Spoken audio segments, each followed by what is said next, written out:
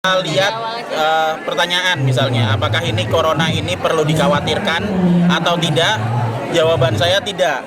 Waspada ya, tapi kita tidak perlu khawatir dan tidak perlu panik. Kita tinggal lihat aja dari statistik. Dari 100% kasus, memang kematian akan selalu bertambah, tapi selalu tidak pernah berubah dari 3%. Berarti ada 97% yang tidak meninggal pertama, dan kedua ada 50% yang sembuh. Kalau kita memfokuskan diri ke 97% atau ke 50%, maka tidak ada yang perlu dikhawatirkan. Permasalahannya adalah kita melihat selalu yang ke 2%. Kita lihat yang ke 97% dan kita harus mempertanyakan kenapa 50% bisa sembuh. Jawabannya nanti akan diterangkan pas pada saat ada kita diskusi sama warga nanti. Semuanya diterangkan dengan jelas kenapa bisa jadi kayak gitu. Boleh Pak jelasin sedikit aja Pak, karena memang nanti kita waktunya kan buat siang.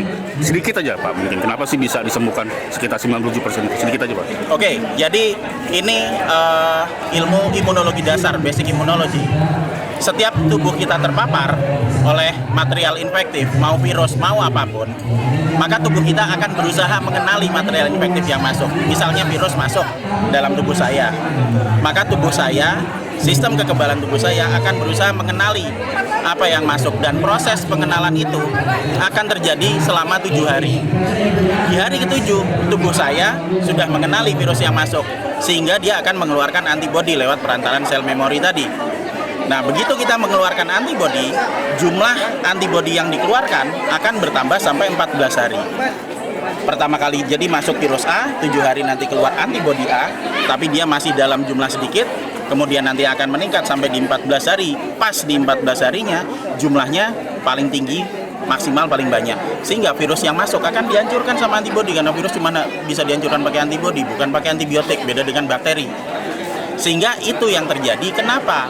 Sesudah 14 hari, sebagian besar penduduk sembuh, termasuk di Wuhan. Bahkan rumah sakitnya ditutup karena semuanya udah pada sembuh. Di tempat kita ada 97% rata-rata sembuh. Ada yang pernah kena pilek, batuk, kemudian tiba-tiba dalam 1 minggu sembuh. Nah, ya itu jawabannya. Terus yang meninggal itu yang banyak itu gimana Pak? Kita lihat statistik, yang meninggal di situ umur di atas 70. Berarti apa? Orang-orang yang sudah tua. Berarti apa? Orang-orang yang sistem kekebalannya tidak maksimal. Gimana caranya mengurangi yang 2%?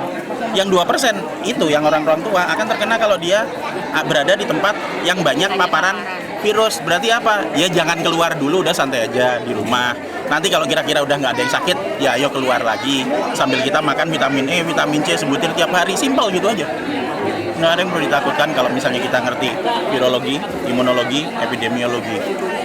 Tapi itu sampai segitu menghebohkan masyarakat tuh gimana? Nah, masalah heboh. Pertama, masalah heboh karena orang-orang lebih tertarik buat ngelihat yang ke-2% dibandingkan ngelihat yang ke-98%. Kalau kita ngelihat ke situ yang jelek aja, maka yang baiknya ketutupan. Pertama itu. Terus kedua, orang-orang lebih tertarik ngelihat berita apa aja yang ada yang dimasukkan. Padahal sumbernya nggak jelas kan. Misalnya ada berita, wah ini mati. Semua orang sini yang kena corona pada mati semua, sisanya jadi zombie kan gitu kan. Tapi dia ngambil berita dari film, dia ngambil berita dari berita yang lain, dari gambar yang lain, terus dimasukkan secara intensif setiap hari, setiap jam, sehingga semua masukan itu kan masuk ke otak kita. Akhirnya apa? Lama-lama kita akan berpikir bahwa wah corona ini ganas banget. Beberapa orang malah mungkin sampai saking merasanya, oh saya tuh ada di Wuhan ya sekarang ya, bukan di Indonesia. Besok semuanya pada mati kan gitu. Padahal sebenarnya kita di sini nggak ada yang mati juga, kita nyantai, yang positif aja nyantai-nyantai. Kenapa kita bingung? Terus gimana artinya Cina sendiri membangun rumah sakit khusus gitu, dan kita sendiri mencari lokasi yang untuk itu Pak? Sekarang pusat kita lihat dari segi epidemiologi, pusat wabah outbreak site itu ada di Wuhan. Penyebaran akan lebih cepat di sana dan itu terkonsentrasi di sana. Sementara di prinsip epidemiologi, setiap kali ada wabah, maka wabah itu harus harus dekontaminasi, dikarantina sekitar situ. Mereka nggak mungkin karantina satu kota, tapi mereka bisa bangun satu rumah sakit di mana orang-orang yang sakit bisa dimasukkan ke situ, disembuhkan supaya antibodinya naik dalam waktu 14 hari, baru kemudian kalau udah reda dilepas lagi. Udah gitu aja.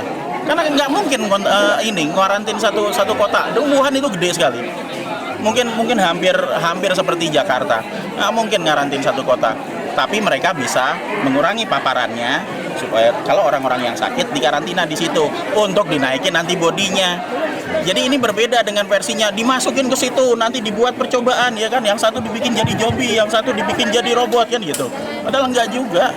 Mereka cuma datang ke situ, dinaikin antibodinya, disembuhin, kalau nanti sudah reda, Assalamualaikum ya dilepas warahmatullahi lagi. wabarakatuh. Tujuannya apa? Satu, supaya nggak tambah parah karena dia udah Bapak terlanjur Ibu kena. sekalian, warga Kedua, Perumahan untuk supaya Studio nggak Alam nularin Indah, yang lain, udah gitu aja. Simple, dimohon sederhana untuk kalau kita tahu berkumpul di prinsipnya. depan masjid sambil Jadi menikmati nggak ada yang perlu dipanikan sama hidangan sekali yang kalau sudah buat saya sih. disediakan oleh